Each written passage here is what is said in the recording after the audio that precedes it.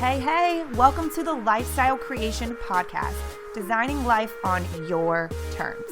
I'm your host, Jamie Thurber, and I'm an expert operations manager, productivity queen, mindset, business, and lifestyle coach.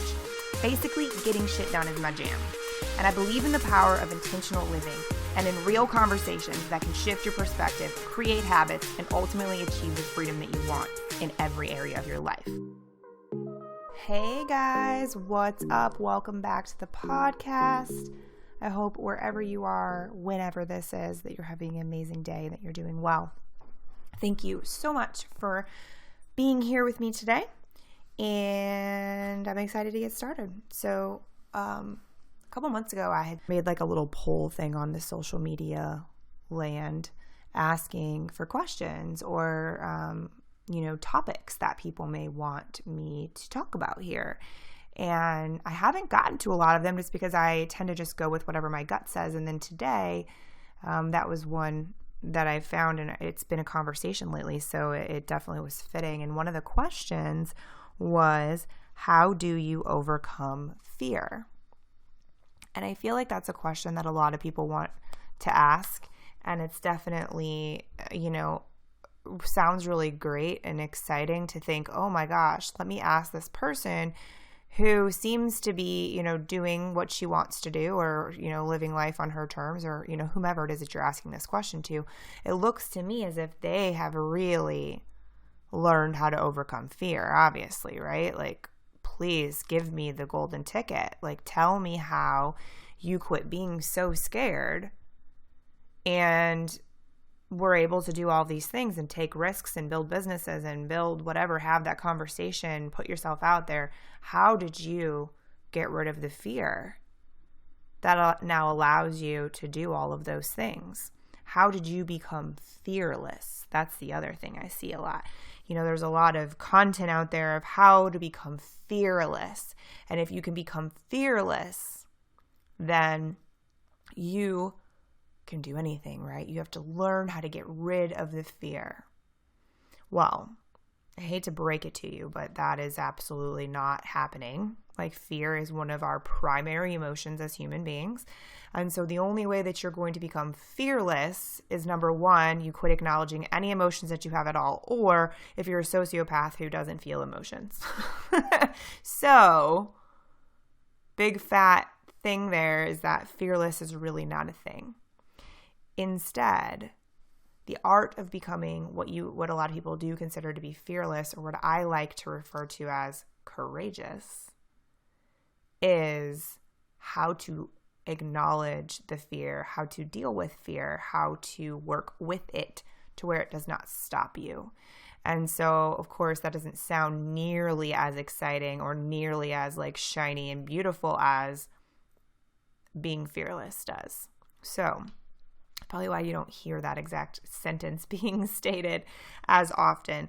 So the thing that I wanted to real quick just make sure we're super duper clear on, just to cover my own ass basically, is that when I'm talking about the type of fear that I'm talking about now is not the type of fear that happens when you see someone following you and you fear for your safety, or like you see a bear in the woods and you fear for your life, things like that. You're in a car accident and you're fearful that you're going to die or whatever it might be. That type of fear is certainly not what we're going to be talking about today throughout the rest of this podcast.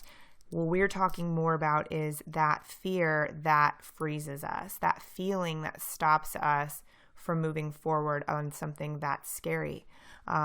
Meaning it's new, it's unknown, we're taking risks, we're taking a leap, we're going into the unknown, we're doing something new that, maybe puts us out there in a different way or makes us, we're scared of how we might look because of it or whatever.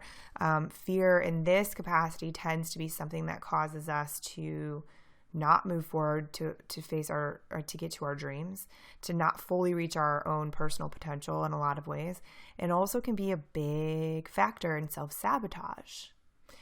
And so where does that come from? And it just comes from, and there's a couple of spaces. So after, you've lived your life for however many years you've been here, your body and your mind, I should say, starts to create these maps, right?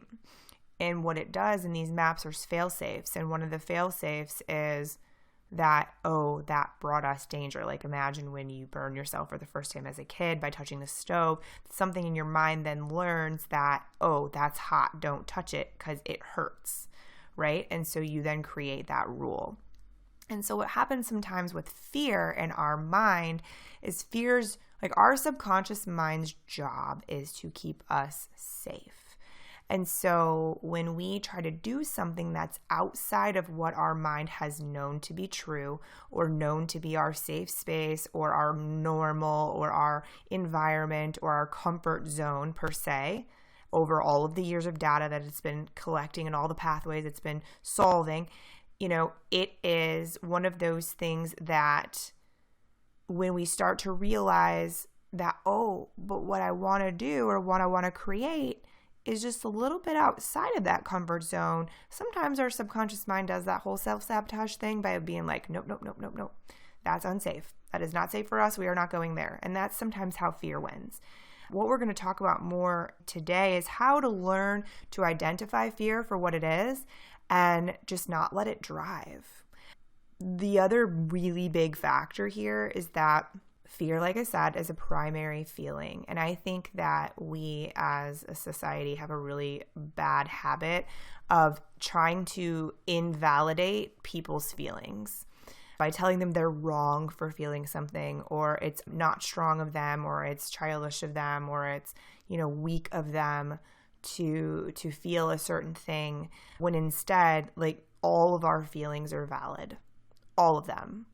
All of our feelings are valid. And the reason that they're valid is because we're humans and we have feelings. And feelings tend to always have a purpose.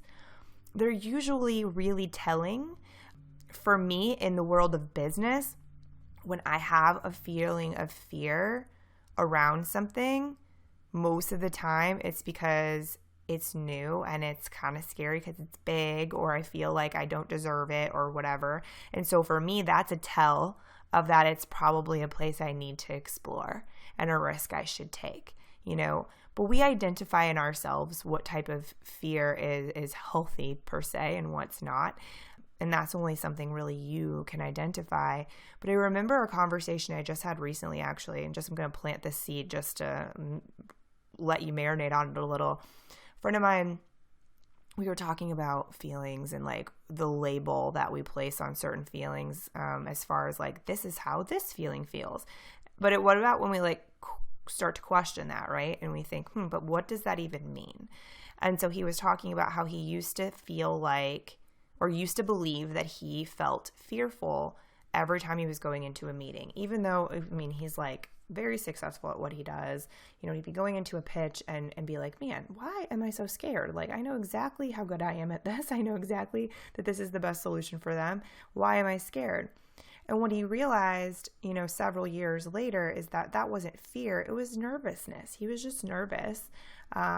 Maybe a little just nervous to get up in front of people and just, to say the right things and do the right things.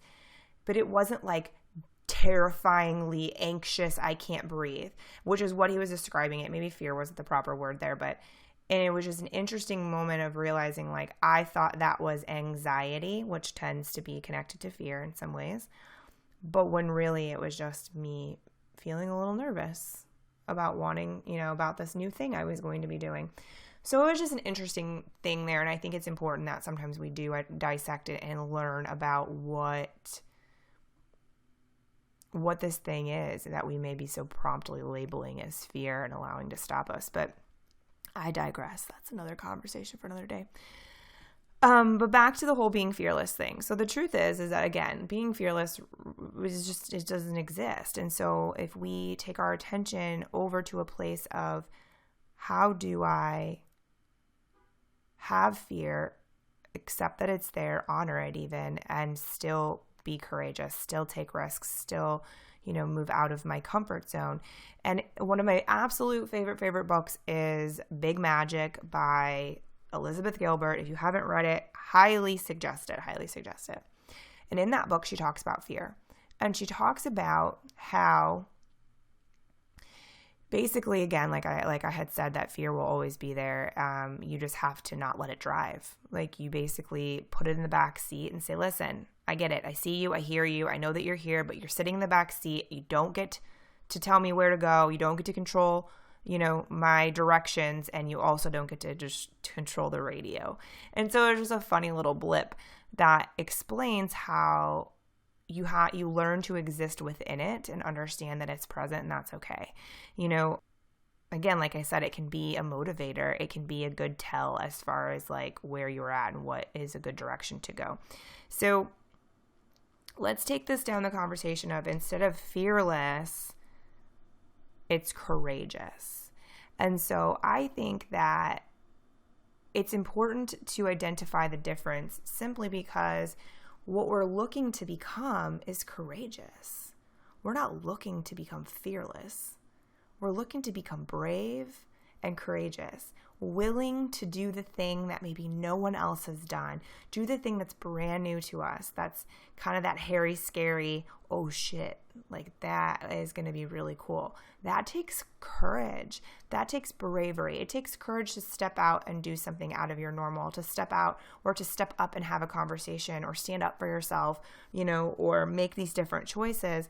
That courage, and think about it, when you say the word fear, there's a lot of negative connotation around that, right? There's a lot of energy that feels negative and, oh, fear, oh, I'm fearful, oh boy. What if you use the word courageous instead? I'm becoming courageous. I'm being courageous. I am courageous. What an empowering word, right? Such an empowering word, such a word that catapults you in the proper direction, in my personal opinion. And one of the things, like, this is a quote, which is funny because it's partially by, the original is by Franklin Roosevelt, and then there's part of it that was changed in a movie. But it's one of my favorite one of my favorite quotes, and I actually have it written on my refrigerator because it is just such a good one to remember. And it is, courage is not the absence of fear, but rather the judgment that something is more important than fear. The brave may not live forever, but the cautious do not live at all. And I think that's such a telling statement. It really comes down to you, again, like I said, being super aware and present with an understanding, I guess I should say, of the emotions that you're feeling, what they are, and realizing that the thing that you're scared of or the thing that you want to do is more important to you, more important to your purpose, to whatever it is, than the fear. And so you step around the fear, or you hold its hand and let it come right along with you, but you continue to take those steps forward because the courage is more important. The thing is more important than the fear. And that's how you start to push through it. So for me personally, I spend a lot of time journaling to rewrite my belief systems. You know that I've talked to you about that before. So if something sounds scary to me, a lot of times in my life over the past 5 or 6 years particularly, it would come up a lot in business. Like that conversation of who the fuck does she think she is, right? Comes into my head. Like, who does she think she is to have a blog post? Who does she think she is to have over 20,000 followers on Instagram? Who does she think she is to start a podcast? That was a big one for me. Like, who the fuck do I think I am to think that I should have that I can have a podcast? And right now, I just started, big secret out, but I just started the process of writing my first book. Like, I have a deadline coming up for my first draft, and I've had a lot of fear, and I'm living with it, and I'm hanging out with it. And it's not the fear that it's not going to be good. It's not the fear that writing it is going to be hard, because I trust in my writing skills. I trust in my editor, and that's not the thing. It's the fear of what it's going to look like, right? Like, shit, is someone going to buy it? Like, what if I write a book and nobody buys it? That's scary. What if I write a book and I sound like an idiot? That's scary. What if I write a book and, right? The truth is that all of those things are all nonsense if you really think about it. Because so what if you write a book and no one buys it? You wrote a fucking book, dude. Not everyone can say that, and that's a really cool accomplishment. It takes courage. It takes commitment to write a book. So the fear really isn't relevant there. So what if you write it and someone thinks you're stupid? Well, guess what? Every great mind in history someone has poked fun at, thought they were stupid, called them an idiot, whatever it might be. They still kept talking. They still kept learning. They still kept teaching. And now, they're in history books, right? And quoted all over the land. And while somebody probably even today may think that Albert Einstein is a fool, who cares? At this point, he had the courage to live life the way he wanted to. He had the courage to do something that no one else had ever done before. And that's huge, right? That's bigger than any person's opinion that he's a fool. What a cool and inspirational thing to find and see someone who takes bravery and courage and lets that be what leads them and lets them continue, to do something that feels true to them, that feels like their purpose or feels like that big thing they're supposed to do. That's massive. So for me, like I was saying, how I use the shifting my basically thought patterns, the conversation in my head of, who am I to write this book? So for me, what I've been doing and what I did was I've talked about it. I've identified it, talked about it, like, hey, I'm scared about this. Of course, to which some of the people are like, most people are like, what are you scared of? There's nothing to be scared of, blah, blah, blah. But talking about it and acknowledging it helps. Not let it become a silent monster that grows so big and it engulfs everything, which tends to happen when we try to pretend like a feeling doesn't exist. It tends to get really big and then take over. So talking about it and identifying it is a big thing, but then also writing things about what it's like to do the item that I'm scared of. What is that like? How cool is it? All the good things, all of the things that will happen from doing that thing that I'm so scared of or that is scary to me. I've done that from the beginning. I remember writing about or focusing on shifting my mindset around the fear of being online, of putting myself out there, the fear of thinking that someone would ever actually hire me to manage their business, right? And then it was that someone would actually hire me to coach them. Then it was that someone that would actually pay money to fly to St. Louis to sit with me for days and do an in-person training. Then it was the fact that someone would actually pay me money to fly me to them, to tour their business for, and be in person for several days with their team. Then it was the, blah, blah, blah. I can give you a million examples of where it was those moments of like, but this is what's coming to me. This is the next step. This is what I want to do, but it's really scary. What if someone won't do that? Why would someone do that? Why? What makes me think that I can be X, Y, and Z? What makes me think that? So just for other people as examples, what makes me think that I can write a blog? What makes me think that I can be on TV sharing my opinions about blah, blah, blah? What makes me think that I can be the best painter in St. Louis? What makes me think that my shop can be the best? I'm scared to put myself out there to do that. Okay, well, if you let the fear win, guess what? You're never going to know. You're never going to know if you're capable of accomplishing and reaching those things. If you're capable of creating that and getting over that fear. And that's where the tricky part comes in, is because the truth is a lot of people don't. They don't move past the fear. They don't hang side by side with it and decide to do the stuff anyways. They don't deal with the fact that, it's scary, and that is okay that it's scary. And I think that's one of the biggest pieces, is identifying that it does not make you less of a man or a woman. It doesn't make you less powerful, less stable, less successful if you acknowledge that you're scared. Acknowledging your feelings and owning them is a power that we should be writing about in books growing up, that kids are learning about as they're growing up, because that is where true power comes. True power comes from the vulnerability. It comes from the owning and acknowledging the emotion, and then doing it anyways. But it really comes from owning it, because the truth is, if you don't, I remember that people always used to refer to jealousy as like the big green monster. And I think it's kind of funny, like green with envy, right? And then you have jealousy is a big green monster. So that's always a good example, just because I like that visual.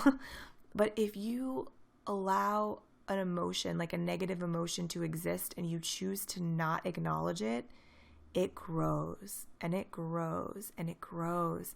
And as it does that, it poisons everything it touches. So the inside of you and inside of your brain and your feelings and your suspicions and all of that become toxic and tainted by this thing that you've refused to acknowledge and deal with. And in the process, it wins. Guess what doesn't win? You.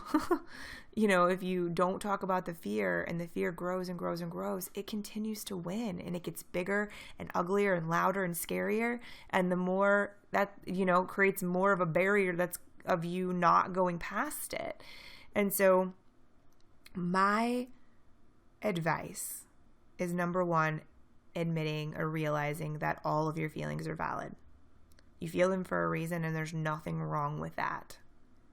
And then the next thing is choosing, what do I want to do with this? Am I going to let you win? And if the answer is yes, then the answer is yes, and that's up to you.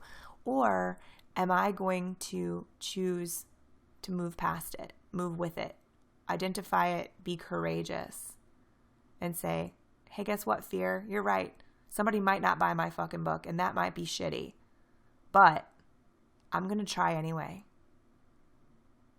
I'm going to move past. I'm not going to let you win or let you hold me back.